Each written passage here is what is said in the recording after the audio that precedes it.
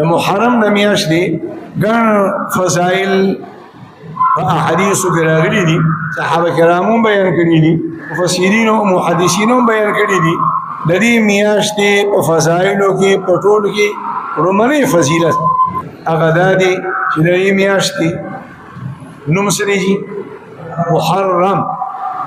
محمد او محرم دا یو ځل محرم دا د عربی د ژبې لفظ دی او د عربی په ژبه کې محرم معنا هغه څیز چې هغه انتهایی درجه قابل احترامي هغه څیز چې هغه انتهایی درجه قابل احترامي دا موږ تاسو بیا حرم ته بوځي تاسو ټول په پیښور کې خوخه حرم ته مسوي نه کیږي الله مو ټول حرم ته بیا بوځي نو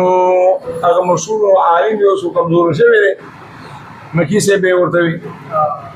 او بیان به کولو خلک به ورته درسونو ته کې راسته موږ هم کې راستو نو دا پنجاب کې چې کوم بریلیان دي دا یو طریقه د بټیک دا یو د جایز وي دا خپل کار دي چې کومو کې د الله د پیغمبر نوم هغه شریکيږي نو دې څه کوي دا دوه غوته خپل نه هغه دا وی بیان کې چې غوته خپلولو د ضرورت نشته الله پاک د خپل حبيب نوم داسې اخی دی چې د نوم د غشتو په وخت دا شونډې په خپل یو بل ځای ځکه اول کې سره غلي دي میم او چې میم وای دا دوه شونډې سره شي یو ځای شي بوسوالي دی یو بل او بیا ورپسې سره راځي محمد ور محمد بیا میم کې دوه سره شي یو ځای شي وای د خپل ګناهګارو لاسونو ګناهګارو بوتو ته په دې ګناهګارو شونو باندې خپل حاجت نشته دی چې ته د خپل د الله د حبيب نوم اخلي نو په د نوم د اغشتو په وخت کې باندې دا شونډې په خپل د یو بل دوزره